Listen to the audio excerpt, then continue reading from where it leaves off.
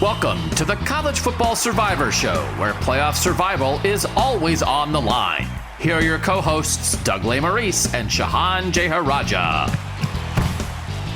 Back again, thanks to you guys, as always, for joining us. Excited, great guest today. Last week, we did an ACC playoff preview. Today, the Big Ten. And it's me, it's Shehan, and it is Adam Rittenberg, national college football writer from ESPN.com. Cut his teeth on the Big Ten back in the day with the Big Ten blog. You guys remember the Big Ten blog. I mean, you couldn't start your day. It's like a cup of coffee in the Big Ten blog. Adam now covers the whole world. Certainly still has expertise on the Big Ten. So he's going to go through Big Ten playoff teams, Heisman candidates, all this stuff. Adam, thanks for being on the College Football Survivor Show. Oh, thanks for having me, guys. And a shout out to the Big Ten blog, where my greatest accomplishment was learning how to spell Lesmerises. Oh, look at that. And then it sets you on your path. It's like, if you can spell that guy's last name, you can do anything, Adam. And look what you've done in your career since then. No doubt. Yeah, it was all downhill from there. You know, those 40 posts a day, you know, working 7 days a week. It was something that was fun, but never to be repeated, even though I loved reading every single one of your stories, Doug. Well, Adam knows everything about everything now. But he's going to talk about Big Ten with us. So what we're doing here, we're going through playoff contenders in each conference. We're doing Heisman contenders. We're doing game of the year, that kind of thing. We'll get to the Big 12. We'll get to the SEC. We'll get to the Pac-12. But today it is all about the Big Ten. And we'll start right in, Shehan, with the most likely playoff team in the Big Ten in 2022. Who do you think it is? Well, I have to think real hard about this one. You know, I think that you look at the Big Ten, there are just like so many teams who definitely could be this. It's Ohio State. I think that for most of the playoff era, if not all of it, Ohio State has been the presumptive favorite coming into every year. And I think that 2022 might be the most presumptive of the years in the past couple. Obviously, Michigan does make it last year. Michigan will have something to say about it, but they did lose a whole lot, not just on the field, but also both coordinators. I mean, Ohio State, they bring back a potential Heisman winner in CJ Stroud. They bring back probably the number one receiver in the country, Jaxon Smith-Njigba. They make a great hire at defensive coordinator. It's Ohio State, right? This is Ohio State's league until somebody makes it not Ohio State's league. And losing one game at the end of the year last year does not change that for me. 8 years of the college football playoff. Ohio State has made the playoff 4 times. Michigan State once. Michigan once. The Big Ten's been in 6 out of 8 years. I do think, Adam, the most presumptive that Ohio State has ever been in the playoff era, though, was 2015 as the defending national champs, and they didn't make it. So I'm going to imagine, Adam, that the Buckeyes may also be your answer to this question. Yeah, they are, absolutely. But to your point about 2015, you can't lose the wrong game. And Ohio State obviously lost that game last year, lost that game in 2015, and was out of the playoff both times and not in the Big Ten championship both times. So, you still don't have much margin for error at all in the 4-team CFP era. And, Ohio State was able to overcome that week 2 loss to Oregon last year, but ultimately couldn't get past Michigan and get back to the playoffs. So, you're looking at their schedule. I know Notre Dame is going to be a game of great interest to start off, but it's a game Ohio State should win and probably win handily. And then, the way the rest of the schedule sets up, they do have to go to Michigan State, and they get both Wisconsin and Iowa in crossovers, but both those games take place in Columbus. I think if either or both games happen on the road, then you might look at Ohio State's schedule in a little bit different light. But they have to go to Penn State. That's never an easy trip, and Penn State's a bit of a mystery team. But I think Ohio State has a really good opportunity to get back to the college football playoff. I mean, anything short of, I think, a return to the national championship. I may even go so far as winning the national championship would be deemed a disappointment, because of the quarterback they have, because of the receiver that they have in the receiving core that they've assembled. And to Shehan's point, bringing in Jim Knowles was an excellent move, and I think an overdue move for Ohio State. And his job is not to necessarily field the top 5 defense, but field a top 30 defense, a top 25 defense. With that offense, it should be good enough to get this team at least to the national championship game. Bill Connolly's SP Plus rankings on ESPN updated recently.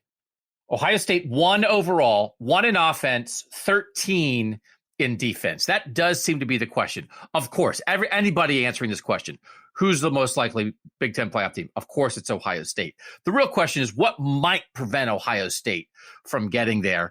And when you think about it, Adam, do you think is the hire of Jim Knowles is like, okay, that's fixed? You know, they got a couple young guys on defense coming up, JT Tuimoloau and some other guys. They'll be fine. Or is there some level of a lingering question about this defense that needs to be proved before anybody can absolutely sort of rubber stamp Ohio State into the playoff?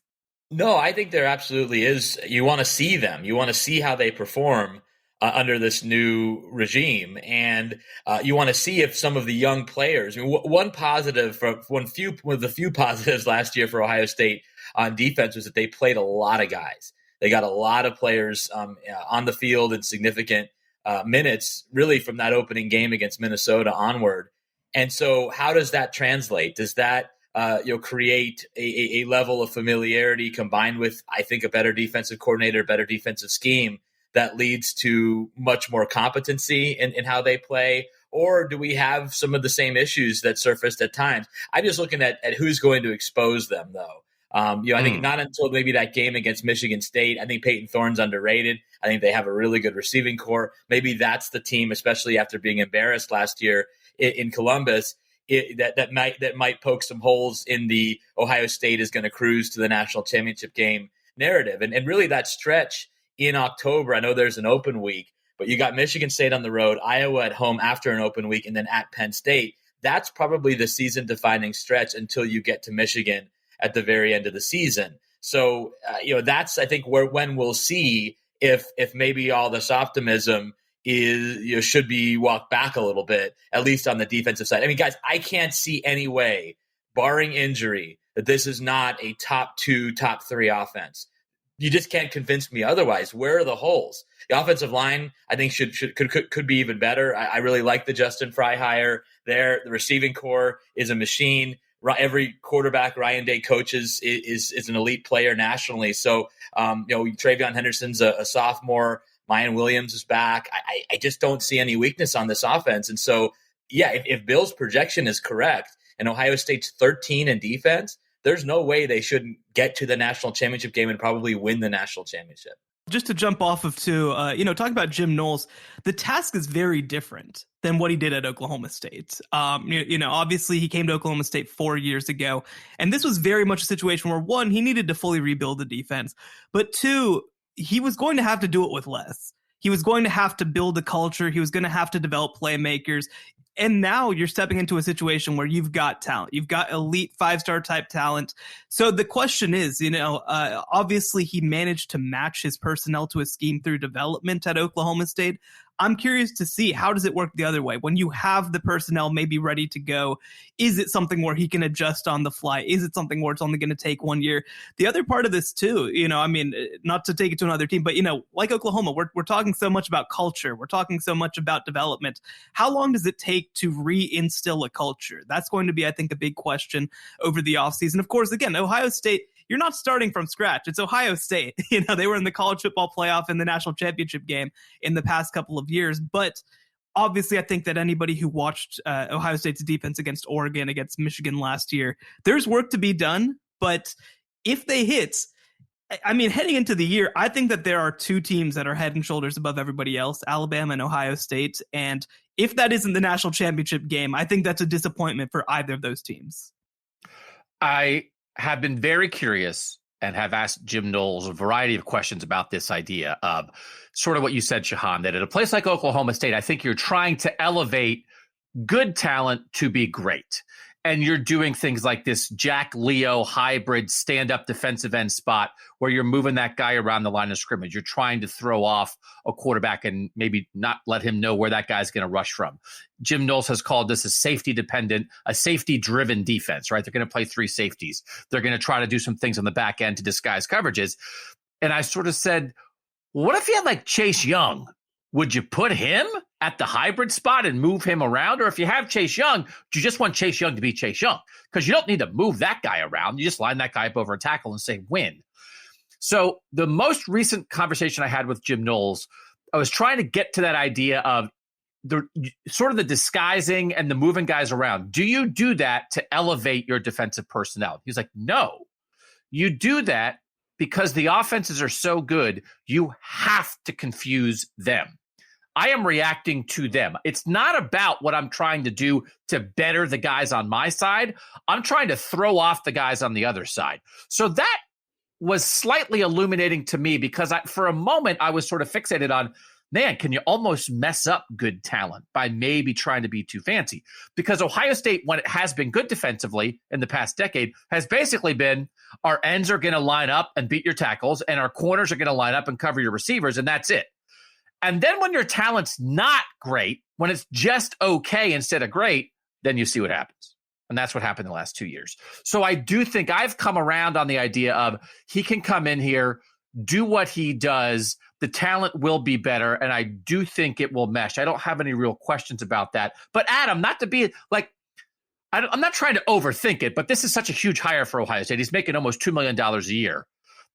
Ryan Day has called him the head coach of the defense. It's arguably, I've covered Ohio State for almost 2 decades, the biggest assistant coaching hire. Like Ryan Day wound up being the head coach. But when Ryan Day got hired, it was like, oh, yeah, he was Chip Kelly's guy. They all got fired in San Francisco. I guess this guy. Jim Knowles is like coming as a savior of the defense. And I was trying to like almost like overthink it, like, oh, maybe he's not a savior. Because what about this? And then I've kind of come back to, no, the way he explained it, I get it. I do think it'll work, Adam, right? I don't want to be a contrarian just for the sake of being contrarian on that. No, and you look at some of the criticism that they got last year. I remember talking to coaches after the loss to Oregon, and they were basically like Joe Moorhead was coaching circles around Kerry Combs, mainly because of what you just said, that they were in that cover one, base set, vanilla, we have more talent than you, so we're just going to play this scheme. And so I think this is necessary, even if they have, I think, more talent than Jim Knowles has ever had in his career. I mean, you look at where he's been. You know, obviously the head coach at Cornell, he was at Western Michigan, he was at Ole Miss for a year, and then Duke, and then Oklahoma State. So this is the first time he's dealing with a unit that's made up of 4- and 5-star players. And so it will be interesting to see if he is so creative or whether it's sort of a hybrid, to use his term, of what he did there at Oklahoma State in his previous stops, and also what Ohio State did last year, because Ohio State had gotten too basic. And let's just face it, talent or no talent, this has been a mediocre to bad unit in 3 of the last 4 years. So there needed to be a shakeup.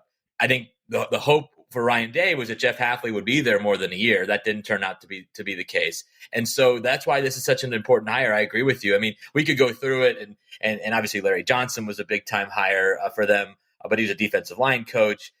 Ryan Day certainly turned out to be a huge assistant hire, but I remember that summer, all the buzz was about Kevin Wilson and bringing him in as the offensive coordinator. It was like, oh, and this other guy's also here, Ryan Day. So I think that's not hyperbole to suggest this has been the biggest Ohio State assistant hire, at least in the CFP BCS era. Yeah, and the one time in the previous 4 years when Ohio State was good on defense, they had the number 2 pick in the draft at defensive end and the number 3 pick in the draft at corner. And it's like, well, what if you don't have Chase Young and Jeff Okudah? Then what? And Jim Knowles is the answer to then what. Okay, we're going to talk about Ohio State more because we have things coming up that we're probably going to double back on the Buckeyes. But let's talk playoff dark horse. And honestly, Adam, I think like playoff dark horse in the Big Ten is anybody that's not Ohio State. Like everybody else is eligible for this. Michigan is 4th in Bill Connolly's SP Plus rankings. They're coming off a playoff appearance. I would accept Michigan as an answer to this question. So there's a lot of places to go. Playoff dark horse, Adam, in the Big Ten. Who you got? Right. So my initial instinct was to pick Penn State or maybe one of the teams from the West. But I'm going with Michigan. And, it's because I like the way the schedule sets up for them to ease into things and maybe sort some of the concerns on their roster out before it kind of gets real, so to speak, with some of their games, especially during the month of October, which is very challenging.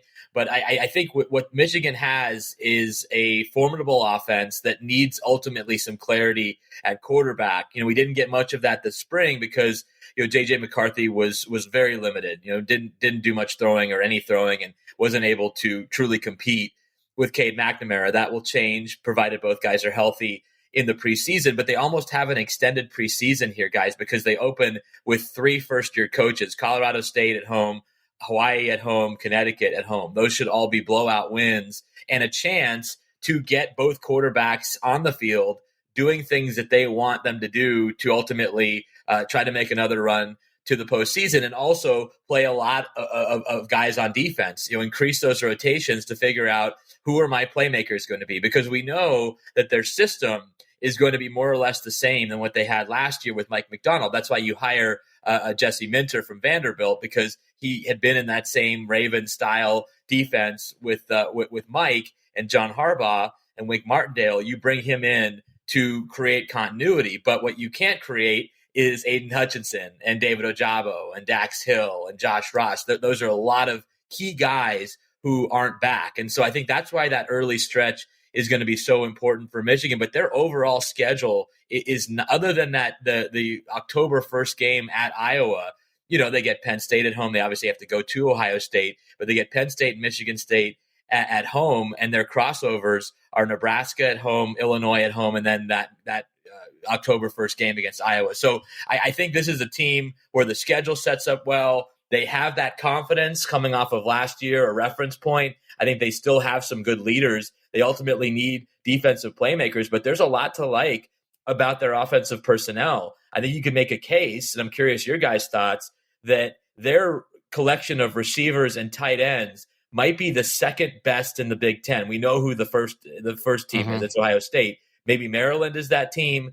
Maybe you could make a case for Penn State or another squad, Michigan State. But I would probably go with Michigan. So I really like what they have on offense. And then I think they have a chance to not take a huge step back on defense, which then puts them in that playoff mix, especially with the schedule being so easy. I think it's very interesting this year to find out if Michigan's just this good now. Like, they got it sorted out. They have an identity. They want to run the ball. It wound up doing a good job last year with the 2 quarterbacks. You see how that expands. Yes, they lost both coordinators, but they, as you said, Adam, they have a philosophy on the defensive side of the ball of how they want to do things. Shehan, that has to be on the table, right? Of like, hey, welcome Michigan solidly maybe to sort of the second tier of college football, or third tier, if you want to do it. If Bama's by itself, and then it's Clemson, Georgia, Ohio State, let's say, and then Michigan's in that next group, that Michigan's going to be right there. They're going to have to, they're going to compete with Ohio State, not beat them all the time, but beat them sometimes, as opposed to beating them never. Do you think that might be where this program is headed, Shehan? So I'm not super worried about that defensive coordinator switch, like you're saying. They kind of do the same thing. I mean, there's a reason that the Harbaugh brothers keep passing coordinators back and forth like they're trading cards. But I think my bigger question with them is just the way that they made the playoff last year was that they had the best defensive end duo in the country, like bar none, by far. And they were good as a team. Other than that, they did some really nice things on offense. They obviously had a great offensive line, especially playing in the Big Ten. But I don't know. I think my big question about them is, what is their elite unit going to be? What is the group that pushes them into being a team that can beat Ohio State? Because like you mentioned, the schedule sets up pretty nicely. You get Penn State and Michigan State at home, but you go on the road to Ohio State. And so with the way that the schedule sets up, it seems very much like Michigan can lose a game for sure, but they can't lose that one, right? They have to go on the road and beat Ohio State. And I don't think they have a whole lot of other games, because they have such a soft non-conference schedule, to necessarily make up ground if that game isn't competitive, right? Like to be in that conversation. Offensively, I do think they're going to be better. I think that they're going to be a little bit more balanced than they were last year. You know, that's, I think, where maybe they have a real chance to grow. Obviously getting a little healthier at receiver. They brought in I can't remember the kid's name, the freshman who just came in, who looked really good in the spring game. But, you know, they're going to have a few more weapons on the outside, I think. Have a chance, obviously, with JJ McCarthy to maybe be a little bit more explosive too. But it's just defensive. I want to know what they're going to do at an elite level, and that's probably my biggest hesitation about them. Hassan Haskins was so good for them last year at running back, such a tough physical running back. Blake Corum obviously was really good, then was hurt for part of the year.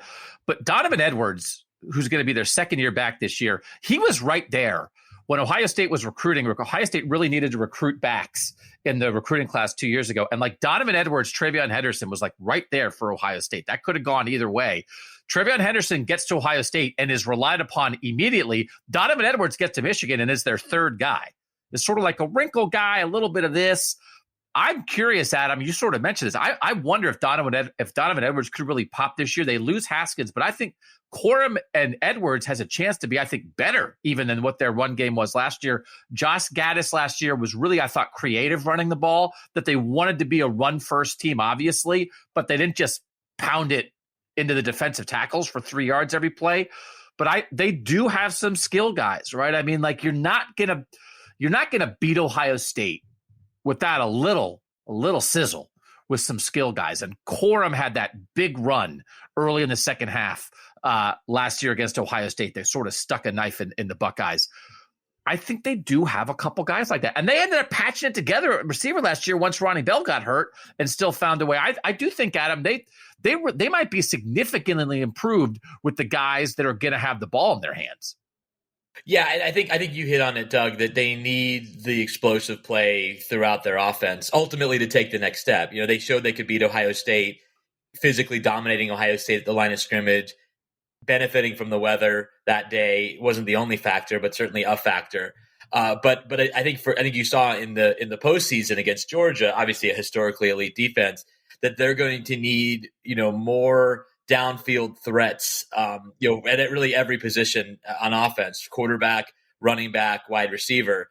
And I think it's going to be fascinating, to your point about Edwards, kind of moving up into that, 1B running back role, because last year, Haskins essentially had, double the carries of anybody else. And then after Corum, there's a massive drop. I mean, Donovan Edwards only had 35 carries last year for Michigan, averaged 5 yards a carry, which is decent. And then also showed he can be a factor as a receiver out of the backfield with 20 receptions. So he's a really interesting player, maybe more similar to Blake Corum, but you got two guys who have the ability to hit home runs. And then you look at that receiving core, which is pretty much back intact. And there's a lot of guys that have that chance to sort of stretch the field. And that's why the quarterback conversation is so interesting. Does Cade McNamara take his game to a level where Sharon Moore and now Matt Weiss, who's the co-offensive coordinator, quarterbacks coach for Michigan last year, did they have enough faith to go forward with Cade McNamara and say, this guy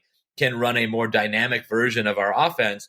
Or do they say, you know what, we see that next level ability with J.J. McCarthy. It's why he was a national top 25 recruit. We are going to go with the guy that has the higher ceiling and live with some of the mistakes that he made, because he is an explosive player. And if that's the direction that they're going, you think it would make sense eventually to have that guy run your offense. But it is a really interesting collection of skill, with again, Edwards moving into a bigger role.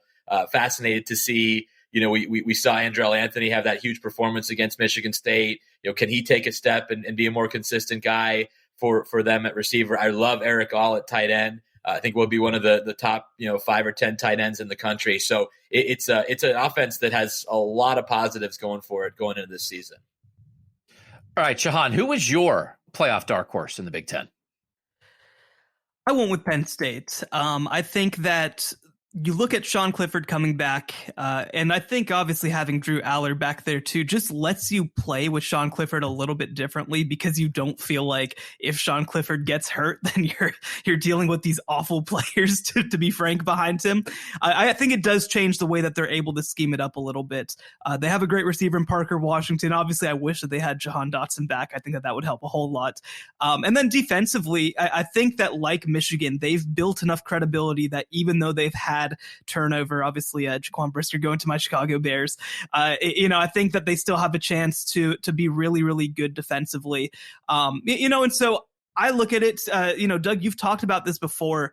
They don't play scared against Ohio State, which Michigan has had a tendency to do, other than last year. We'll see whether that's something that is consistent heading forward. But I think that that Penn State, they get Ohio State at home this year. They had a shot against them last year with, against a really, really good Ohio State offense. I think that also you look at their schedule, it's going to go one of two ways by the end of September, right? They go at Purdue to start the year, which is not an easy game to start with. Aiden O'Connell, I think, going to be one of the better quarterbacks in the Big Ten. And then they go at Auburn on September 17th. So you both kind of get tested, but with two manageable games that you should be able to win. And if they get through that stretch, you go Central Michigan, Northwestern. At Michigan on October 15th is going to be a really difficult game that I think will say a lot. And I mean, maybe that's kind of where the dark horse contender emerges at that point. And then October 29th, you play Ohio State. So it's a tough schedule. A lot of opportunities to kind of slip up, but this feels like a chance for Penn State to maybe come together once again. You've got a quarterback who's been there forever. You've got some good talent waiting in the wings as well. I think that you've still got great receiver talent. Offensive line play is always going to be, a big question mark for Penn State. So if they're able to come along from that perspective, I think that they might be one of the teams who's able to step up into that field. But again, to reiterate, I mean, it's Ohio State and it's kind of everybody else, and everybody else is kind of jockeying to be the contender to Ohio State. I do think Drew Aller has a chance to be a transformative recruit for Penn State. They, in this modern era, they have not had sort of that franchise quarterback for a college program. I just don't know if it's now. Christian Hackenberg is punching air right now. He is devastated at what you just said. He was a second round pick. He was a second round pick in the NFL. Oh my God. So they had to recruit. They just didn't turn him into anything when they had Christian Hackenberg before. Drew Aller hasn't played football yet. That's all I'm saying. Please, are you seriously Hackenberging Drew Aller before he takes a snap in state college? Thankfully, Penn State's in a little bit of a better place for Drew Aller to come in than they were with Christian Hackenberg. Ohio kid is going to be interesting when he gets on the field against Ohio State. I think Nicholas Singleton in the backfield for them. Adam, sort of talking about that infusion, right, of skill talent for Penn State. Last year, real problems in the run game. And Jahan Dotson was basically a one-man offense. And as Shehan covered, once Sean Clifford got hurt, they were dead. They got a little bit of an injection here, I think, with this recruiting class. I don't know if it's a year early. I think 2020, I think there's a chance Penn State could be really interesting in 2023. I just don't know if it's now. They did lose some guys off that defense. They're they're trying to line up everything at the same time. Do you think, Adam, Penn State has a chance to jump now? They have a chance. It's a fascinating team on so many levels, and you guys outlined some of the key points there. To me, the most basic assessment of Penn State is if they can't run the ball better, nothing else matters. Because you and I, Doug, and I don't think, Shehan, you were there that night, but you and I obviously were together in Columbus for the game last year, where Sean Clifford, I thought, played his you-know-what off, and he had no help. They couldn't run the ball. And I saw them early in the season, too, guys, against Auburn in State College, couldn't run the ball. And it's just stunning now that it's been a few years and they've sort of cycled through different offensive line coaches that O-line has not come together the way that it needs to at a program that has great tradition at offensive line. I mean, look at the number of pros Penn State has produced over the years at the O-line positions. And for whatever reason, it just hasn't come together on a consistent basis here the last 3-4 years. And so that to me is where it all starts. I was surprised. I guess I shouldn't be in this age of recruiting, but I was surprised at the lukewarm reaction, and maybe I'm putting it kindly, that Penn State fans had when Sean Clifford announced he was coming back. It felt like they were ready to move on. And I wanted to remind them and shake them and be like, hey, this guy was playing great early in the year. And if he doesn't get hurt against Iowa, you guys probably beat Iowa. And who knows how your season goes from there. Was he an elite player all season long? No. Was he injured for much of the season, at least the second 2/3 of the season? Yes. And so I think it's his team still. I think your point about Dotson is well taken, but I also like some of their receivers and tight ends that they've established and bring back from last year's team. I think the key again will be that offensive line and that run game to help out Sean Clifford. But I like Parker Washington. I like Keandre Lambert-Smith. I like some of the tight end play. But you mentioned Nick Singleton, and I think he's one of the most intriguing, if not the most intriguing, freshman in the Big Ten this year because of what he can do to add some spice, to add some life to that offense and that running game for Penn State, which has been so brutal to watch. And then on defense, they lose some really good players. Obviously, the transfer from Temple, Ekibeti, he was outstanding as a pass rusher, 18 tackles for loss, 9.5 sacks. Jaquan Brisker, second-round pick to the Chicago Bears, really valuable player in the back end. And then you got Manny Diaz returning to the coordinator spot, one of the more intriguing coordinator hires around the country. The former Miami head coach is on the sideline for Penn State calling plays this year. So, they may be the most interesting team in the Big Ten. I think we know Ohio State is the best. We think Michigan might be the second best, at least I do. But I think Penn State is the most fascinating because of all these variables. So my dark horse is Wisconsin. And it's because what if Graham Mertz is good? Like, what if he's good? All right. End of discussion. I guess we're good. We can move on. What do we know if he's good already? Like, aren't you the one who complains about Wisconsin noodle arm quarterbacks? Isn't that like your whole thing? He's supposed to be different. He was supposed to be the end of the noodle arm. So what if, what if I told you Wisconsin had a kind of good quarterback? What might happen? So listen, Braylon Allen. They did. His name was Jack Cohn. Stop. They play at Ohio State, Big Ten opener, September 24th. They have an easy non-conference schedule as well. I think they're not going to come in here and beat Ohio State in that game. I'm not expecting that. I think it's possible that they win every other game, and then we get an Ohio State-Wisconsin rematch in the Big Ten championship game. Now, I've never thought that Wisconsin can beat Ohio State in that situation because you take them indoors, you let Ohio State speed get after it, and that is not a good situation for Wisconsin. Wisconsin needs to work on getting the Big Ten title game in Madison one year and hope that it snows. But Bobby Ingram as a coordinator hire on the offensive side of the ball, interesting. Paul Chryst, maybe a little self-reflective. I like it. We all know Jim Leonard is one of the most respected defensive coordinators in the country. SP Plus, number one defense coming back, right? They lost Leo Chanel, but they got a lot of guys back. They got a real back in Braylon Allen, who's going to be even better than he was last year as a freshman. Their offensive line is veteran. Their offensive line is always good. And what if Graham Mertz is pretty good? What if he's Ohio State wanted Graham Mertz when he was a recruit. It just hasn't worked yet. And it's like, well, what's going to change? Well, he does have a new coordinator. So maybe it's something a little different, Adam. It's a dark horse. I'm not predicting anything.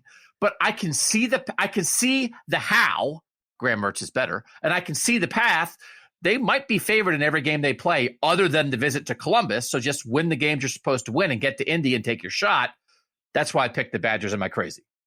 No, listen.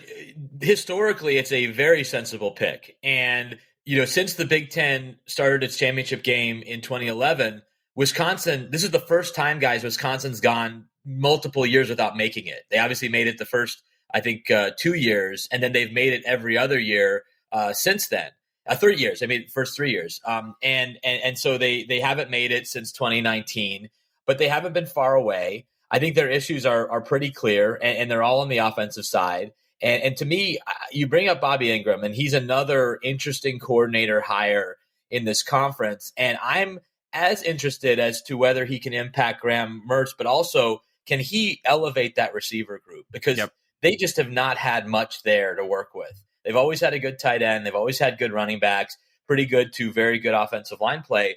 But the receivers haven't been even to where they were, at the end of the Brett Bielema era, where you had, Jared Abbrederis and Nick Toon and those guys. They haven't had, receivers that you really worried about on a consistent basis. And you bring in Bobby Ingram, who has tremendous experience as a player and as a coach at that position. And so his number one priority is not to make Braylon Allen better. His priority is to generate a passing game that defenses have to at least respect, because otherwise it's going to be the same thing. I guess I'm less bullish than you, Doug, on the schedule, just because they have to go to Iowa, who won this division last year and brings back a really strong team. They also have to play Purdue, who I think is a team definitely is a dark horse potentially in the West Division, who finished last year really strong. They have to, Purdue's at home. They go to East Lansing, a team that we haven't talked about, haven't mentioned a word about, that finished in the top 10 last year, guys, and won 12 games in Michigan State. And then they have to play Minnesota, which is no longer a gimme. PJ Fleck's team has won the Axe now a few times in the last few years. And so, I don't know if it's going to be a cakewalk for Wisconsin, especially because I'm not quite as bullish as Bill Connolly on the defense, although the numbers in the last 7-8 years would back it up. Leo Chenal's a big loss. I think Jack Sanborn is a big loss. And I also I'm not in love with their defensive line. So it may be a year where they're very, very, very good, but not elite on defense. And then if they don't take that step with the quarterback play and the receiver play, you could be looking at 3 losses, which for them would be a disappointment, quite frankly, that they would not get back to the Big Ten championship game. I feel like at some point I'm going to have to stake out a claim as being the Paul Chryst truther, that maybe he's only okay, that maybe maybe Wisconsin just kind of does some stuff well and he doesn't have a whole lot to do with it. But, I think that obviously when Paul Chryst came back, the hope was that the biggest thing that he could elevate was that quarterback position. And it just hasn't happened. It just hasn't happened. Doug, you ask, what if Graham Mertz is good? Well, if I was 7 feet tall and could jump 40 inches, I'd be LeBron James, and I'm not. And so I think that for them, I like a lot about what they have coming back. And I will say, too, they finished 8-4 last year and started 1-3. In hindsight, perfectly forgivable. Just looking at the team that they had to play, looking at the teams that they lost to, they go and beat Iowa by 20 points last year, but then lose to Minnesota by 10 points in a very weird game. I think that for them, I don't know what they do when Ohio State is on the other sideline. Where are they having success? I think that the biggest thing would be if Ohio State's still weak up front and you can run at them a little bit, but then I still think that then they can stack the box and Wisconsin can't really do anything against that because I don't really trust either their quarterback or their receivers. I do like Bobby Ingram coming in. I think that's something that could pay dividends in a couple years, but I just don't know if in this first year, if all of a sudden it's going to fundamentally change a player who has frankly been bad for the last year and a half of playing football. He had such a great start to his career, obviously, and it's kind of just been downhill from there. Braylon Allen's great. Obviously, once he entered the lineup, they fundamentally changed. Actually, I'll stop talking about him now because I will get to him in a second too with one of our other categories, but I just don't see the vision. I'm worried about them going to Nebraska. I'm worried about them going to Iowa. I'm worried about them going to Michigan State. I don't know where their easy moments are on this schedule. You guys really have a lot of respect for the Big Ten West. Could be interesting out there. If it's one of those things, nobody picked Nebraska. Whatever the Nebraska thing is Nebraska lost every game last year by 2 points, and that means they're going to go in 11-1 this year. Nebraska might be better, right? They got the Texas transfer at quarterback. Minnesota is kind of like a real program now. Iowa's Iowa. It is. The West is interesting. I think the thing is always, if you're a great team, then the West feels easy. If you're a good team, the West feels real hard because everybody's fine. Having to go and play a bunch of 60-40 games week after week after week, it starts to wear on you if you're not a great team. And I don't think that there is a great team right now in the Big Ten West. I would wear that. I would adopt that as a T-shirt slogan for the Big Ten West. If you're a great team, it's easy. If you're a good team, it's hard. The Big Ten West. That's as good as you're going to get. I like it. I like it. All right. We'll come back after this.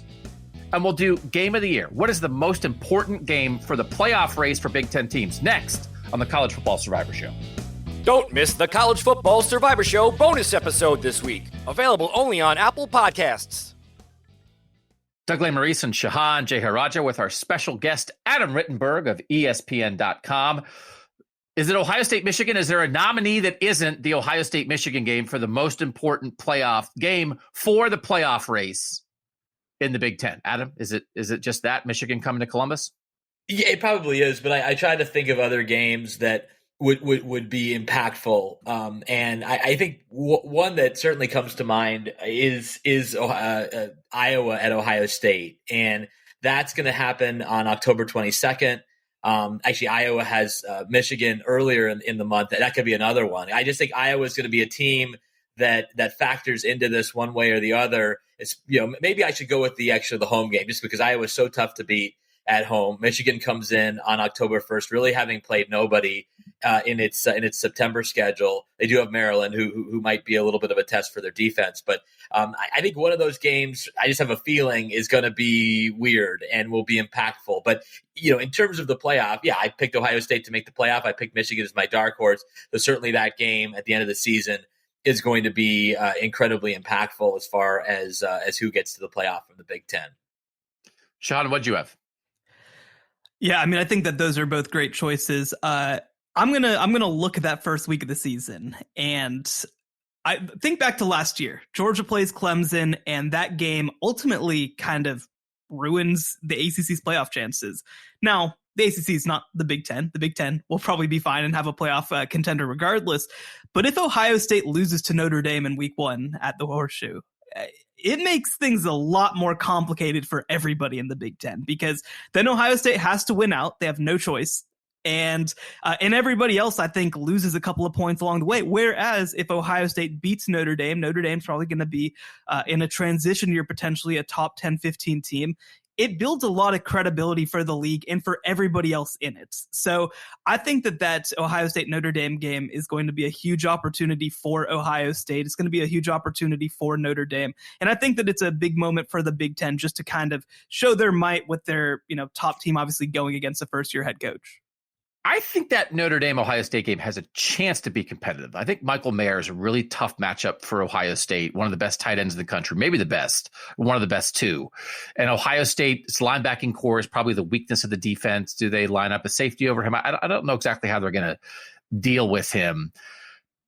Notre Dame with a young quarterback, CJ Stroud with a year under his belt, that's a huge edge for Ohio State. Let's go to 2023 when Ohio State goes to South Bend and, Tyler Buckner should be back as Notre Dame starting quarterback, and Ohio State might have a new quarterback. That'll be more interesting. Marcus Freeman coming in. I do think it has a chance to be interesting.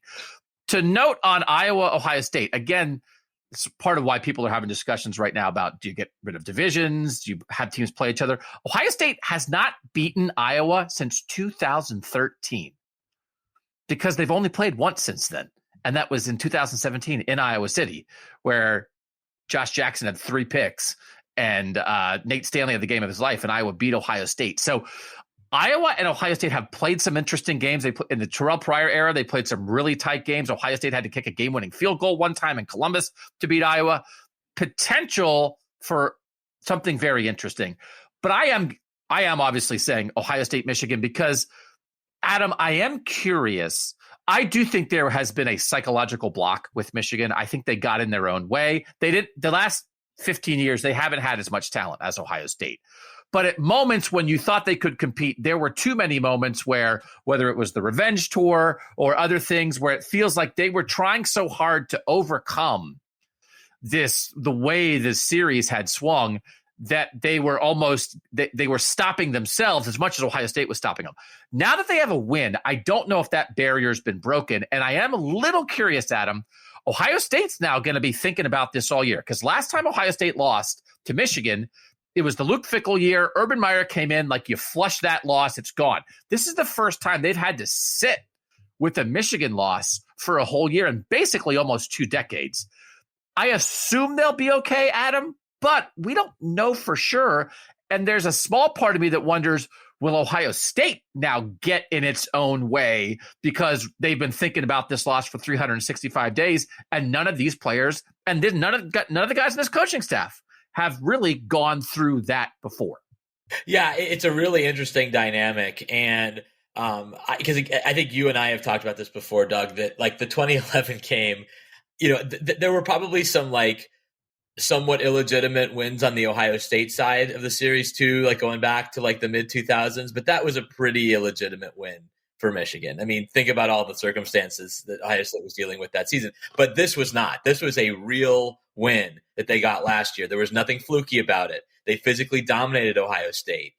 They were more efficient than Ohio State. They played much better defense, obviously, than Ohio State did. And so that's a great reference point for Michigan. And it also can be a really good reference point for Ohio State, because a lot of those same guys are going to be back for the game in Columbus this year, and how that impacts them, throughout the year will be really interesting. I think we're going to find out about Ryan Day and his two predecessors, not counting Luke Fickell, to be fair to Luke, were brilliant at building up the Michigan game. Jim Tressel was unreal at it. Urban Meyer obviously never lost to Michigan. Can Ryan Day be that same type of motivator, especially because Michigan has that belief that they lacked? And a lot of those guys who had big roles in the game last year are going to have leadership roles on the team and can communicate that to Michigan. So, yeah, I mean, on paper, Ohio State should win this game. They should probably win it somewhat comfortably. But there are different circumstances than we've had in quite some time, which really adds to the intrigue. Now, will both teams get there with 1 or 0 losses? I guess that's the unknown because we've seen Michigan have trouble with Michigan State. Ohio State, again, I personally don't think they're going to have a whole lot of trouble with Notre Dame, but it's certainly a game of note. And they have some others on their schedule to get to Michigan with a perfect record or a 1-loss record. So there are a lot of very intriguing variables about that game. All right, Shehan, spoiler.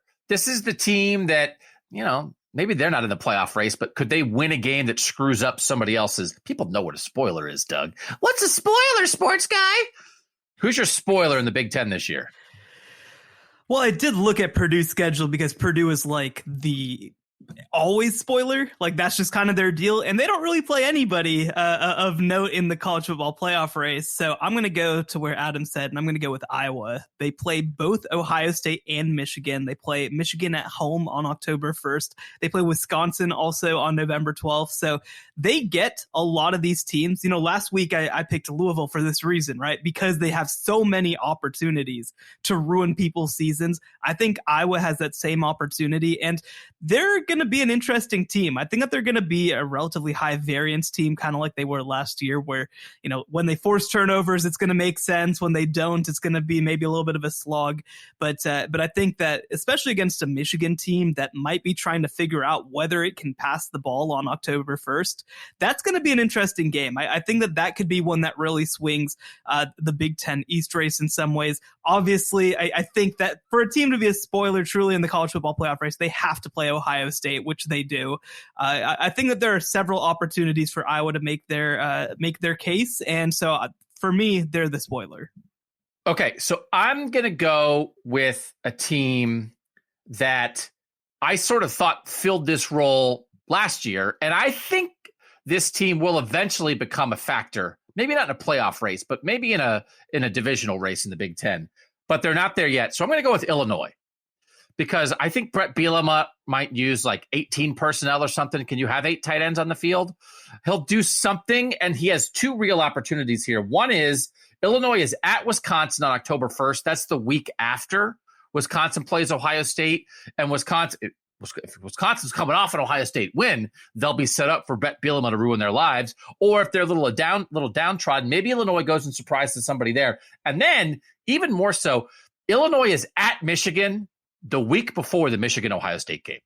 And that would be, hey, Illinois comes in, they have 3 or 4 wins, they're not very good. And Michigan's getting ready for Ohio State. Here we go. And Brett Bielema screws it up. I think Brett Bielema, Adam, at some point will be a factor in the Big Ten again. I do. I think that's going to work. As soon as he was gone, I wanted him back. I want Brett Bielema in the Big Ten. So now he's still getting it together, but I think he can conjure it for a week, Adam, and maybe screw up somebody else's season, regardless of whether they actually have that much talent or not. Yeah, I mean, they obviously had some really notable wins last year. It's kind of amazing to think about Illinois having road wins against Penn State and Minnesota, I believe, and still not making a bowl game. I mean, and they dominated Northwestern, a series where they've struggled mightily in the last 10, 15 years. That was a great win for them.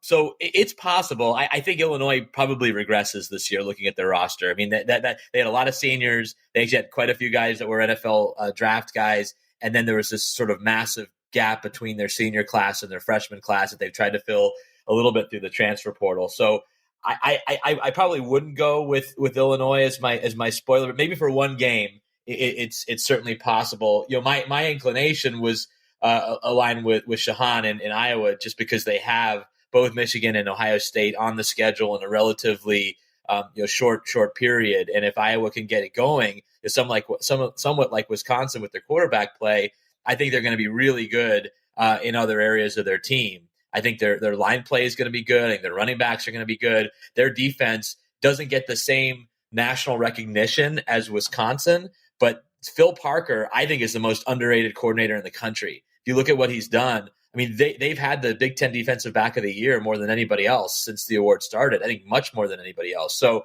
I really like this Iowa team, except for the quarterbacks. And I just don't know if they can sort that out. But what if Spencer Petras is good? What if Spencer Petras is good? I have more faith in Graham Mertz, like 10 times more faith than Spencer Petras. I really think if they have any reason to play anybody else, they will. But they may not have that reason, and that's where the frustration lies. I think if you're an Iowa fan this year, is because you have a really good team and a team that could create problems for the big boys, but if you're not much better at quarterback, it's not going to matter. So, yeah, Iowa's interesting. I think if Purdue had a little bit different schedule, they do open with Penn State, which is a fascinating game on a Thursday night, but they don't have Michigan. They don't have Ohio State, but they could be a kind of West Division spoiler. They go to Wisconsin where they haven't had a lot of success, and then they have an off week before Iowa. So that stretch could be really intriguing if Purdue is to be a factor at all in the West. At Big Ten Media Days, I'm going to run through the hallways shouting out the names of mediocre Big Ten quarterbacks and saying, what if Graham Mertz is good? What if Spencer Petras is good? What if, and just like the boy who cried wolf, and I'll cover myself. And then people be like, like if one of them's half decent, they'll be like, that guy, he was on it. Remember that guy in the hallway shouting out, what if? They've got like 3.5 quarterbacks in the Big Ten that we know are. He never should have been escorted out by security for shouting and removing his clothes. He was a visionary, that guy. I'm definitely getting kicked out by security at some point in my career. One of the last times I was at Big Ten Media Days, I was on an elevator that went crazy, and it was going up and down on its own. With that, we were hitting buttons. It wouldn't stop. We were trying to pry the door open, and everybody inside was like, it'll be fine. And I was like, what if we go up 80 stories and then plunge to our deaths? And they were like, oh, yeah, what if that happens? And then right then the door came open. But for 3 minutes, we were in an out-of-control Chicago elevator. So the Big Ten owes me one. So if I go crazy, I'm going to drop that on them to make sure I don't get kicked out. So your first thought when you're in an elevator that's going crazy is, guys, have you thought about the worst case scenario? Wouldn't that be crazy? Who does that? Yes! I mean, it's like, because everybody was like, I'm like, we have to get these doors open! It's like we were like an 80-story building, and we went up to the 4th floor, and then we went down to the 1.5 floor for no reason. It's like, why won't we go to 80? And then I just walked off, and they got us out, and I just walked up. They're like, "You're okay?" I was like, "Yeah, we're fine." And I was like, "Why didn't I threaten to sue? I could have got $10,000 out of them." I'll still try it again. I'll do it. I'll yell about Spencer Petras, and then I'll say, "Give me $10,000." When we come back, Heisman favorite, Heisman dark horse in the Big Ten next in the College Football Survivor Show. The College Football Survivor Show, where playoff survival is always on the line. Doug and Shehan back with Adam Rittenberg. Shehan, who is the best Heisman candidate in the Big Ten this year? So there's obviously a favorite. I'm not going to go with him. I think this is me talking. This is obviously my perspective on it. Last year, Ohio State had 3 of the 6 best receivers in the country, if not better. And it felt like Heisman voters were like, I don't know who to reward. Let's just give it to the guy who's throwing to them. And this year, that won't be the case. They have a guy who I think is going to stand above as being perhaps the best receiver in the country. And that's Jaxon Smith-Njigba. Obviously, caught a bunch of passes last year, had over 1,600 receiving yards, and I think he's going to play an even bigger role on this team in 2022. Again, they have other great players behind, of course, Marvin Harrison Jr., Julian Fleming, guys like that. But I think that Jaxon Smith-Njigba is really going to set himself apart as being that guy. And I think 2020 and some of the years before that with Alabama really set the scene that having great receivers matters. They can stand apart. I think that Devontae Smith winning will kind of be seen as a moment where things shift just a little bit in terms of who we value in the passing game. And look, CJ Stroud's a great player. He has a chance to go number 1 in the NFL draft. I think that Jaxon Smith-Njigba deserves a little bit more of the credit than he gets, and I think he will get it this upcoming year, especially since he will be the no doubt about it number 1 guy on that team. So let's have a Jaxon Smith-Njigba conversation here, because he's actually my dark horse. Because the latest odds that I looked at, he's 50-1. So that's a dark horse to me. Devontae Smith for Alabama, the year that he won the Heisman, at the time of the Heisman voting, he had played in 11 games. He had 1,511 receiving yards, 137 yards per game. Jaxon Smith-Njigba's last 11 games last year, he had 1,449 receiving yards, 132 receiving yards per game. But Devontae Smith had 17 touchdowns that year. Jaxon Smith-Njigba last year in those 11 games only had 6 because Chris Olave and Garrett Wilson were getting a lot of those touchdowns. Adam, I do think there is a Devontae Smith path for Jaxon Smith-Njigba to what Shehan described. Clear number 1 receiver. For Devontae Smith, it was because Jalen Waddle got hurt. Listen, Marvin Harrison Jr. and Emeka Egbuka and Julian Fleming are good, but Jaxon Smith-Njigba is clearly going to be the guy. He clearly has a connection with CJ Stroud. They're in the same recruiting class. I think that matters, and that helps him. I think he has a chance. Now, this won't be by the Heisman voting, because this would include potentially 2 playoff games. I think he has a chance at a 2,000-yard receiving season. And there's only been like one of those in college football history. That's the guy had 350 yards in the Rose Bowl. So that's extreme. But Adam, I do think if you're going to win it as a receiver these days, it's got to be kind of a bonkers case. But I think he has a chance to make that kind of case. So I kind of like where Shehan's head is at. Adam, what do you think about JSN? Yeah, he's an unbelievable player. I'd love to see him have a real chance to win. I guess my only concern there is that you look at you guys both brought up Devontae Smith. His quarterback that year was a guy that nobody really believed in. And that was Mac Jones going into the season. Oh, Mac Jones, he's just a manager. He's not going to be one of these great. Well, he turned out to be pretty darn good for Alabama and then became a first-round pick in the NFL. But he did not go into the season with any Heisman hype. I'm talking about Mac. CJ Stroud will go into the season as the Heisman favorite. And so my concern, just knowing the patterns of voters, is that because they know who CJ Stroud is, it won't matter the numbers that Jaxon Smith-Njigba puts up as long as CJ Stroud's the one delivering him the ball. CJ Stroud would get the votes.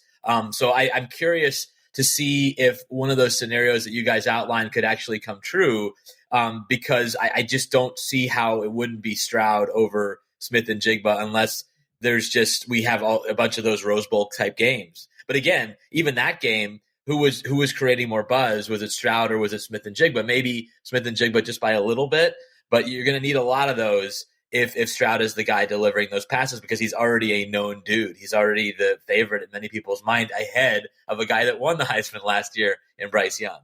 So CJ is my most likely Heisman guy. Adam, is that your most likely Heisman guy? So let's have a CJ Stroud conversation now.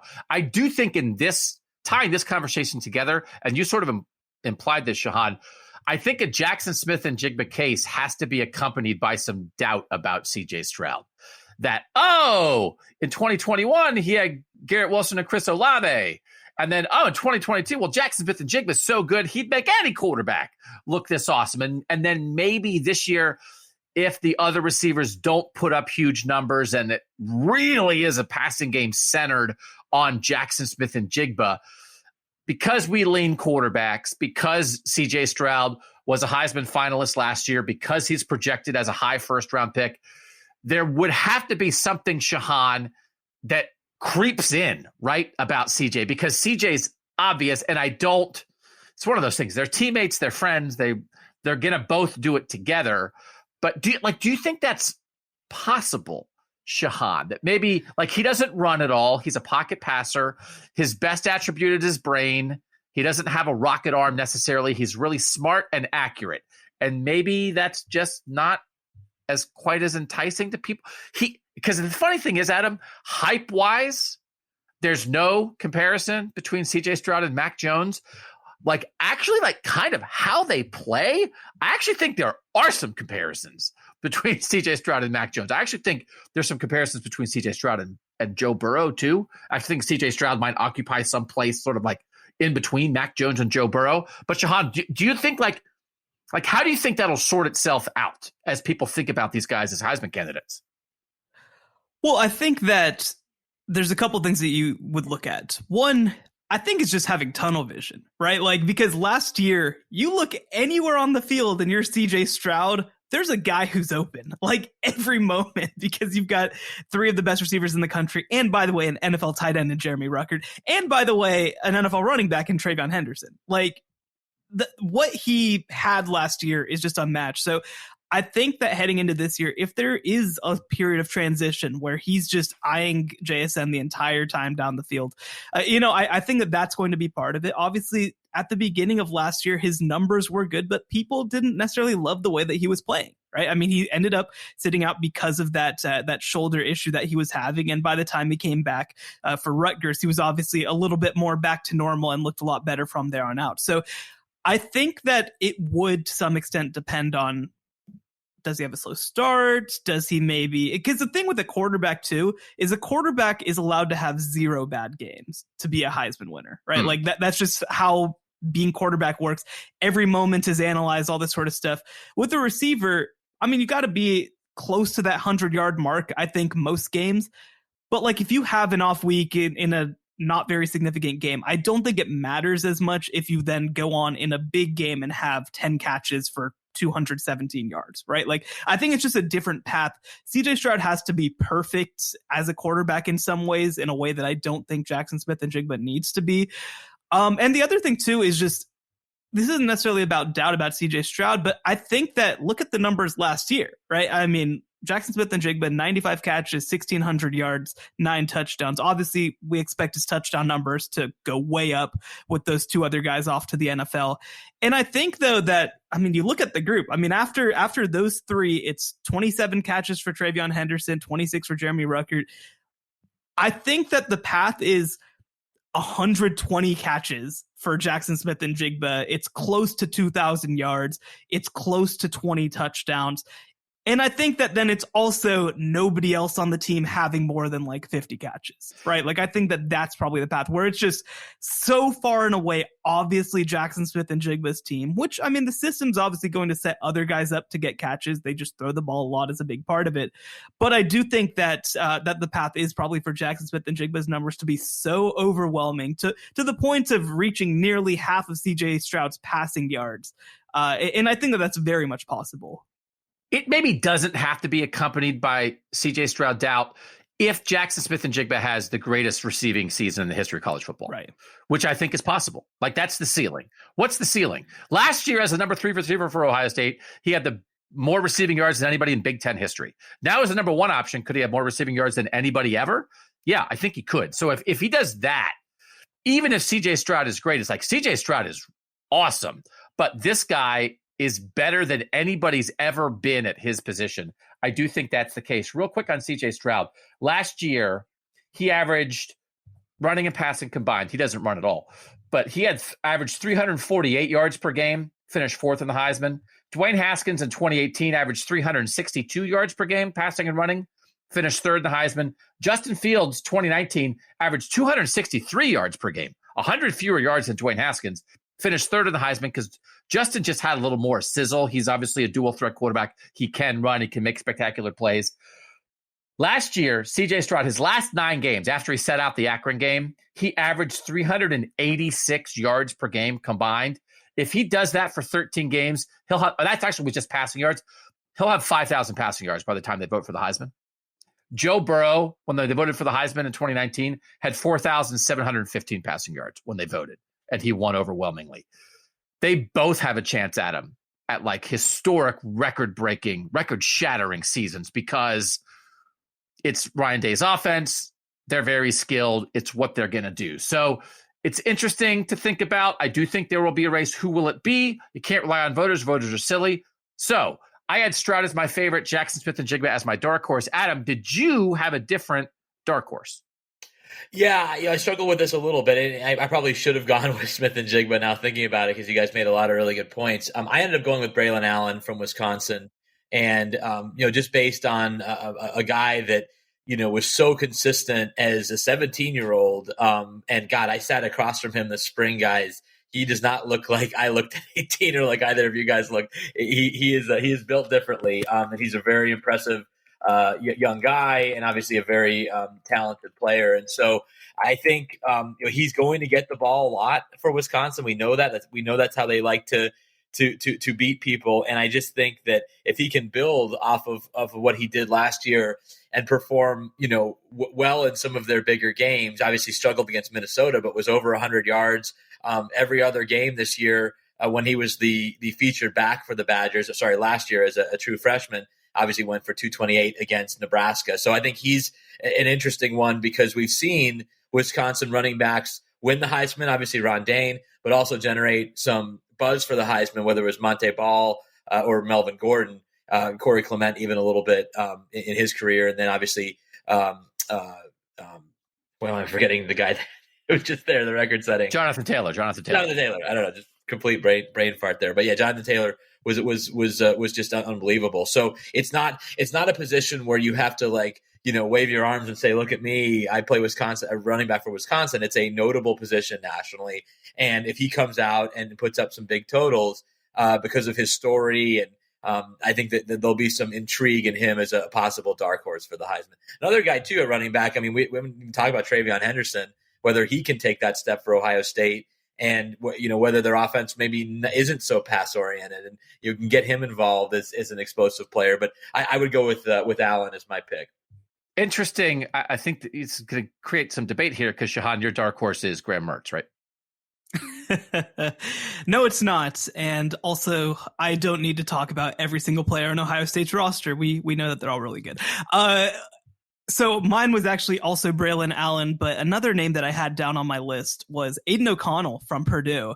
Aiden O'Connell just launches bombs. That's what he does. That's what he came to Purdue to do. And man, it'll be interesting to see what he can do without David Bell. But I think that you look at what he was able to do, former walk-on, I believe, by the way, Aiden O'Connell, for him to come in, throw for 3,700 yards, 28 touchdowns. I think that for me, I want to see his interception numbers come down just a little bit. He had 2-3 interception games, but if he does that, I mean, CJ Stroud is the best quarterback in the Big Ten, and it's not really that close. And Aiden O'Connell's probably next, right? That's kind of the conversation that we're having at this point. Obviously, Jeff Brom has done such a tremendous job with quarterbacks. I'm excited to see what Aiden O'Connell can do with another year under his belt. Again, obviously, going to be a little bit of a different situation with David Bell off. They obviously just they lost Milton Wright to their number 2 receiver to academic issues, but they've got talent. I'm not that concerned about Purdue finding receiver talent. Jeff Brom's done a great job of bringing in that talent.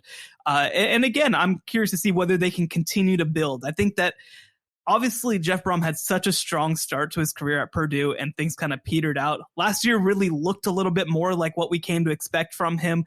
I want to see if they can build on it a little bit, build on a 9-win season, either replicate that, obviously try to compete for 10 wins as well. And I think that if they do that, do I think Aiden O'Connell's going to win the Heisman Trophy? No, but we're talking about dark horse players, and I think that he has a really good chance to be in that dark horse conversation. Kenny Pickett showed us the path, right? I mean, you come from off the radar, you put up big stats, your team wins double-digit games, you have some big, and then you get to New York, right? I mean, you're going to beat Bryce Young? No, but you get to go stand in a suit and take a picture with the Statue of Liberty, whatever. I don't know what they do in New York. So, yeah, I mean, that's that path, the Kenny Pickett path. Let me give you guys 2 more just real quick. What about Peyton Thorne? We haven't talked about him at all. Really had one of the best statistical seasons for a quarterback in Michigan State history, and returns a pretty good group of receivers. I saw them practice this spring, and they're fairly deep at that spot. And then what about J.J. McCarthy? What if he wins the Michigan starting quarterback job, and what if he is doing interesting things for that offense, given what we went through earlier?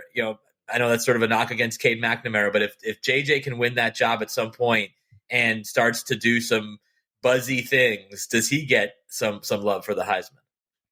So on Thorne, I want to see him be consistent, right? Like that's the big thing is like, right away, am I getting good Peyton Thorne or bad Peyton Thorne? And, you see he has all these, he has 354 against Pitt and 3 touchdowns in the bowl game, for example. And then he goes 196, 2 interceptions against Michigan. Like you just don't know who you're going to get. And the thing that I struggle with is the fact that he was smallest per se in all of their biggest games, right? Against Ohio State, against Michigan. Now, look, those teams are also very good at football. I don't think that means that he's a bad player by any means. But, I think that that's probably where he can improve, right? You mentioned bringing back a great receiver core. I think that that's going to be exciting for Michigan State. I love Jarek Broussard, who they brought in at running back. He's not going to be Kenneth Walker, but he has a chance to be really good. We didn't really have a Michigan State discussion at all on this podcast, but like I think that they're still going to have a chance to be in contention for 10 wins with what they've brought in. Peyton Thorne, again, if he can up his game, I think that it's really just about being consistent because we've seen the flashes from him. We've seen him be able to do it, but now he has to be able to do it game to game, I think, if he wants to get into that conversation. What if Peyton Thorne is good? No, I do think Peyton Thorne, I think Peyton Thorne has a chance to be the second best quarterback in the Big Ten this year. If Peyton Thorne was at Wisconsin, then they'd win the conference. It would be great. If Peyton Thorne was at Wisconsin, it'd be like, watch out, Bama. Here come the Badgers. But I do think, again, if it's like sort of like Aiden O'Connell, Talia Tonga-Vailoa, Peyton Thorne, like if JJ McCarthy's this guy, that's kind of the group behind CJ Stroud. I do think we could get second team all Big Ten quarterback this year could be Peyton Thorne. So I do think that's interesting. And then the JJ McCarthy wrinkle, it's like this guy can throw. They've used him as a runner last year. Like I'm curious as I'll get out to see it. Like I'm still surprised and fascinated, and I got to give credit for the way Michigan worked it last year. I was waiting for JJ McCarthy to take over all last year, and he never did. And he gave him just a little bit here and there. So they did it right a year ago. You have to keep him on the radar. I'm still looking forward because he was a guy that was on Ohio State's radar, and they took Kyle McCord instead. 2023 JJ McCarthy versus Kyle McCord in the Ohio State-Michigan game is still sort of what I'm targeting. I think that could be a fun little battle. All right. Team that's maybe not in the playoff mix right now this year in 2022, but will be in 5 years. Adam Rittenberg, who do you have there for the Big Ten? Finally, we get the chance to talk about Michigan State. I think this is a fairly. I mean, you guys might have different picks, but that to me was a fairly easy one because of what they did last year, but also the investment that they made in Mel Tucker. Because that contract. And I'm writing about this, fairly soon for ESPN Plus. It generated, I think it generated more buzz than a normal, big number coaching contract. I think for 2 reasons. One was that it was Mel Tucker, and it was a guy who was only not even completed his 3rd year as an FBS head coach, but a guy who had a really impressive resume as an assistant. I mean, you'd be hard pressed to find too many coaches who had done more as an assistant coach, both at the college and NFL levels, than Mel had before he got his first opportunity at Colorado. But I think the bigger reason was, oh my God, Michigan State did that. Michigan State's paying a head coach $100 million. Like, what's going on here? Like, you'd expect that from Ohio State. You expect that from Alabama. You expect that from, maybe Georgia or LSU or even like an Oklahoma. But Michigan State was never seen as the type of program that would shell out that amount of money. And they did. And to me, it's signaling that they want to move up a tier. They don't just want to be in this second fiddle, this team that we haven't even talked about in almost more than an hour of this show. They want to be a national player annually. And that's why that investment is much more than just one guy. It's in their entire program. It's in their support staff. It's in what they want to be going forward. And I think with Mel's background and his ability to recruit, and I think some of the areas that they can grow in their program, they're going to be a team that I think we're talking about maybe in the same breath as Penn State, sometimes in the same breath as Ohio State. I know Michigan's getting better as well, and that's a tricky part because not everyone can be in that conversation every year. But Michigan State, because of their success last year and their investment in Mel and who he is, I think will be a team that we're at least discussing, especially when the playoff expands, which I think we all believe it will at some point in the future. And we know what that looks like. In the 8-year span between 2010 and 2017, under Mark D'Antonio, Michigan State won double-digit games 6 of those 8 years. They finished in the top 15 of the final AP poll 6 of the 8 years, and they finished in the top 10 3 of the 8 years. So, like, we've seen it. Like, what would Mel Tucker have to do to sort of make this come true, what you just said, Adam?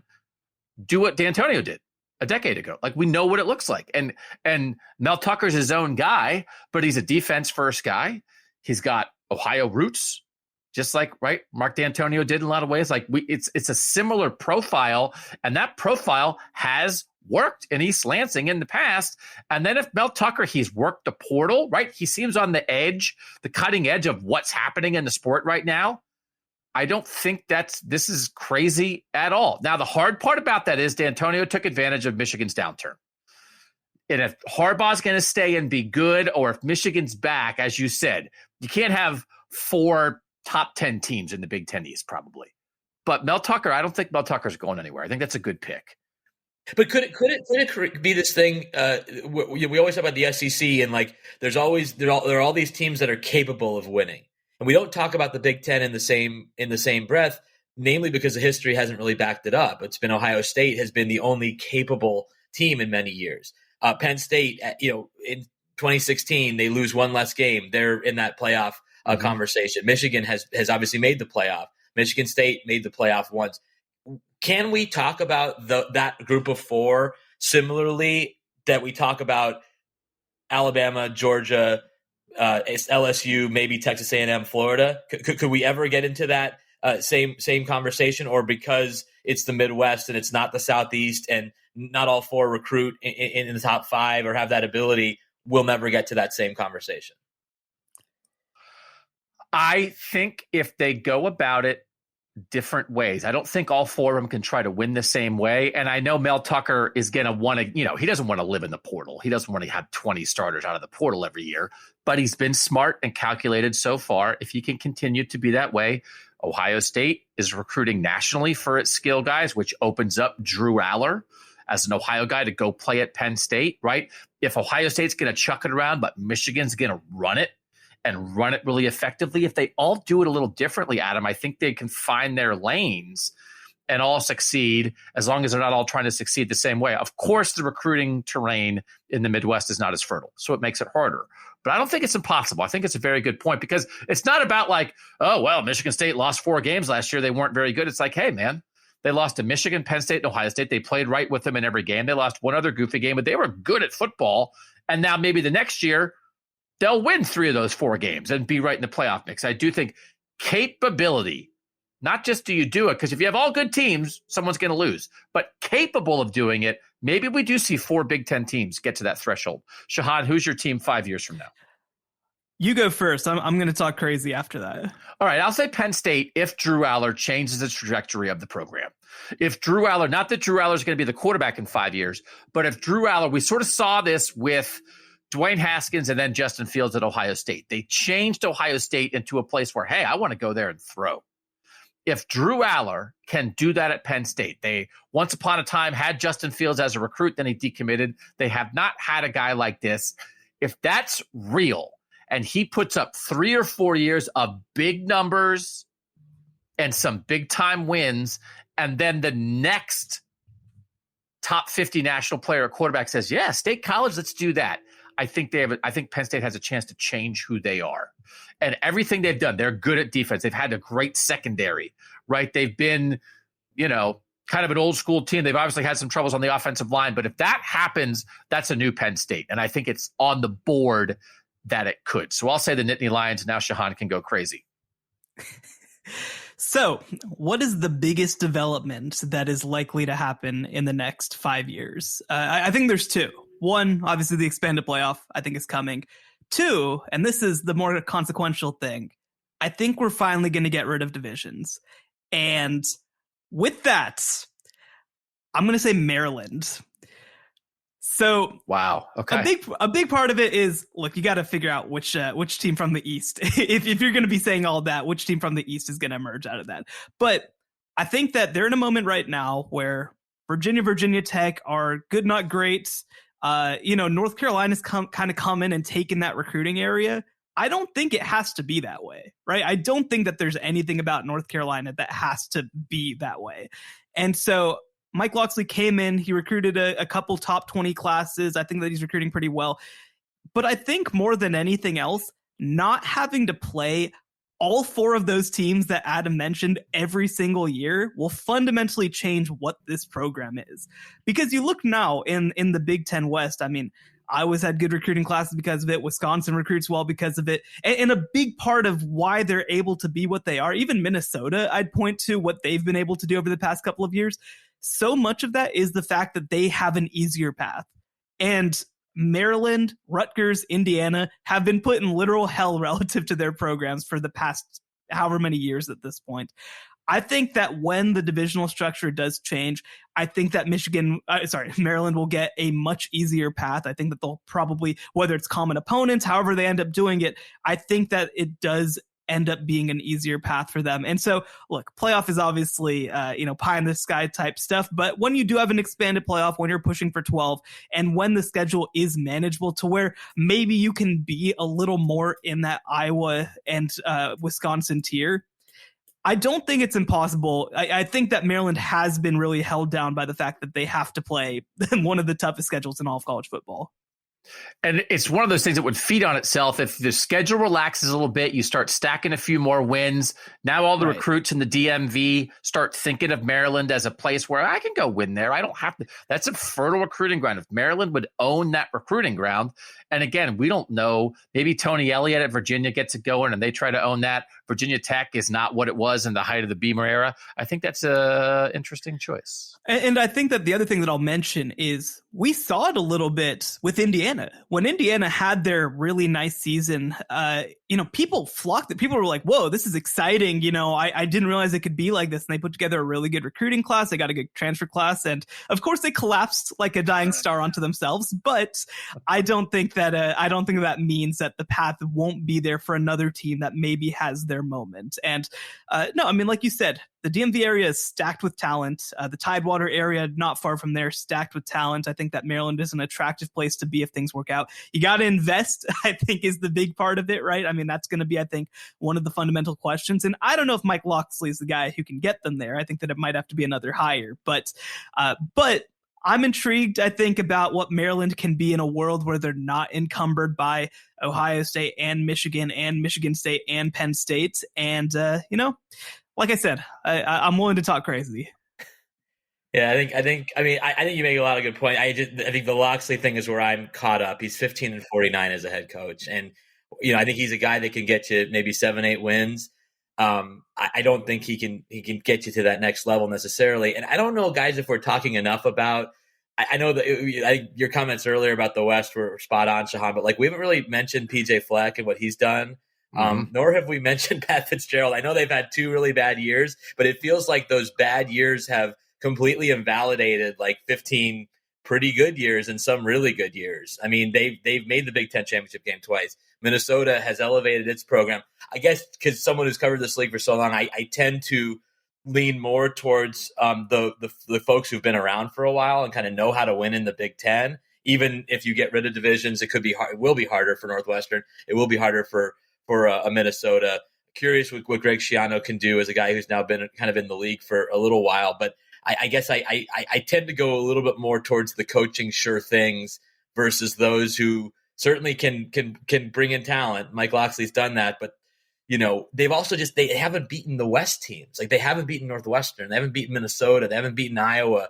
Iowa, had 50 interceptions against them last year. So there's a step there. It could happen. I have my reservations about the head coach.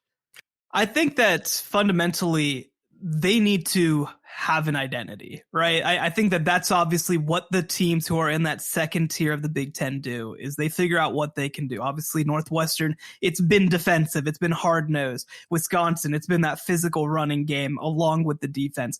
And, I like what Maryland has done in terms of trying to emerge as that pass-happy offense, right? There aren't really a ton of teams in this league that are trying to do that. But now, obviously, you have Purdue doing it at a higher level than what Maryland is doing right now. Obviously, Ohio State is lapping you from that perspective. I think that there's an identity to be found at Maryland, and maybe Rutgers would be kind of a similar type interesting case with the way that they're investing right now under Greg Schiano.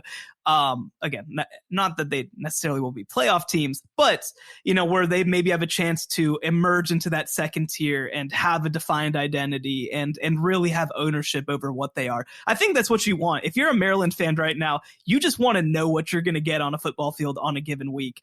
And I don't think under Mike Locksley that you've gotten that. I am intrigued by Minnesota, Adam. Some of the individual guys they've had there in the past couple of years, what they had with Rashad Bateman, what they had with an edge guy like Boy Mafe, what they had with a running back like Mo Ibrahim, who got hurt in the first game last year and is back. I'll be curious to see what the next evolution, once Tanner Morgan is gone. He's been there for so long at quarterback, and he's going to be there again. But like, what's next after that? But I do think you can see, all right, these are some top tier dudes. If you can add to the depth of talent a little bit, and if PJ's here to stay for now, right, then it does feel like they're investing in him and investing in the program. Minneapolis is a kind of a different place than a lot of other Big Ten towns. I've always thought Minnesota might be that team that could punch through a little bit. And I think that possibility is still out there for them, especially if Fleck's there sort of for the long haul. Yeah, and again, I think this is a year that they've kind of quietly earmarked as one that they could take another step forward. At some point they got to win the West before it goes away, or challenge for something beyond beating Wisconsin and some of those trophy games. They obviously had the great season in 2019, not a great season in 2020, decent season last year. Can they, take that step this year? I think it's fascinating. It's just another wrinkle in that West where there's like you guys said, there's no elite teams, but there's a lot of teams that either are good or have been good recently that you have to contend with. I mean, if Illinois is going to be a factor, Doug, like you said, every team on that side, other than maybe Nebraska, has been somewhat of a factor recently, and maybe Nebraska will be. Maybe it's this is finally the year after so many close losses last year. But if you go down the list, Iowa gets to the Big Ten championship game. Northwestern's made 2 in recent years. Wisconsin has been there a lot. Minnesota hasn't been far away. Purdue's taking a step forward. So someone's got to be bad. Maybe it's Northwestern again. Maybe it's Illinois. Maybe it's somebody else, Nebraska. But you can really make a case on that side. Whereas in the East, really hard to make a case for Indiana, really hard to make a case for Rutgers or even Maryland at this point to be a challenger to win that division. All right, prediction time. Who is actually going to make the playoff from the Big Ten this year? Shehan, we'll start with you. Wow, thank you. Yeah, I mean, I don't know. I might need a second to think about this, especially after the whole 90-minute podcast that we just did. It's Ohio State, the team that we mentioned 3 different players for potential Heisman picks. The team that we basically were like, I don't know if you can be a spoiler if you don't have them on their schedule. Again, 2 teams in the country at this moment that I think stand above everybody else. All respect to Georgia, who's the defending national champions, but Alabama and Ohio State are on a collision course right now, and anything short of those 2 teams playing for the national championship should be a disappointment to these 2 teams. Adam. Yeah, same deal. I mean, Ohio State's, I don't think there's any real angst about Ryan Day, and he's done so many positive things there in Columbus, but this is a team that is built to contend for and ultimately win a national championship. And Doug, you and I have talked, I'm sure Shehan and I will talk about this over the years as well. Like, Ohio State doesn't win enough national championships. They just don't. Like, for a team that's dominated as long as they have and recruits the way they do and has all the support that they have and now is investing in the coaching staff like they never did really until recent years, they absolutely should make it back to the playoff. They should get to the national championship game. And I would even say if they don't win a national title, and I'm a Buckeye fan, I'd be disappointed this year. One thing that we mentioned was, with Alabama, they had that group of 4 receivers, right, that came through the program. Jerry Jeudy, Henry Ruggs, Devontae Smith, and Jalen Waddle, right? That group won 2 national championships. It was one of the greatest groups of all time. Well, now you're in a position where you had Justin Fields, CJ Stroud, and those 3 receivers who have come through Ohio State, obviously Chris Olave, Garrett Wilson, and now Jaxon Smith-Njigba. And they've won 1 playoff game across all of that, right? And they missed the playoffs in one of those years. So I think that you're absolutely right. To have that group take over multiple years of the program, right? I mean, we're talking 4 years at least of the program, to not win any national championships with that group and only win one playoff game, of course, to this point. It's disappointing to say the least. And that's just the bar at Ohio State. Like you said, I mean, this has been one of the great programs in all of college football. I've argued before that I think that it might be arguably the most well-run program in all of college football. But at the same time, 2 titles since 1972. That's not what you would expect from a program that's been this consistently excellent.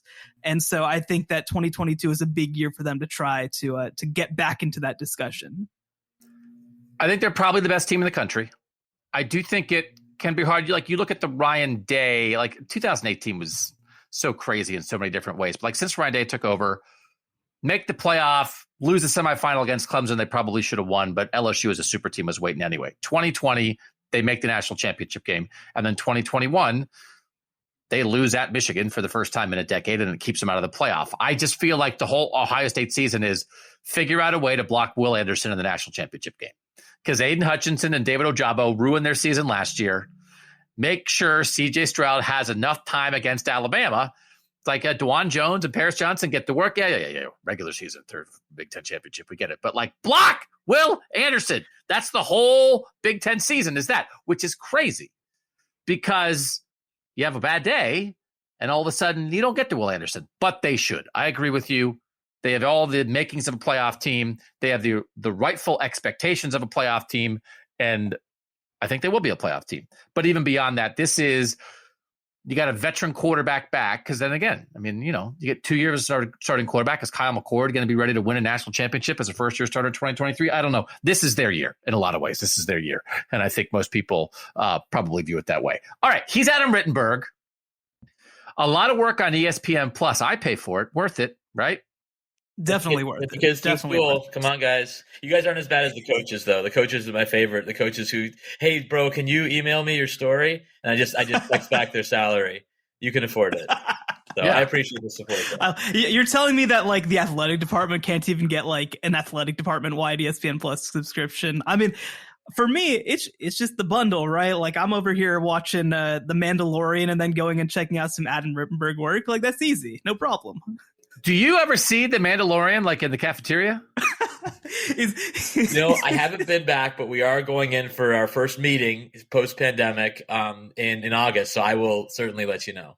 Nice. Is it like how it is in the commercials? Is LeBron James getting his chair stolen and all that? Like, is that how Bristol's like? I haven't seen him, but you will see the random athlete and interesting. They're here today, or maybe they're auditioning to be an analyst, like that type of thing. But yeah, I have not seen one of those commercials. That would be a highlight to actually see one of those being put together.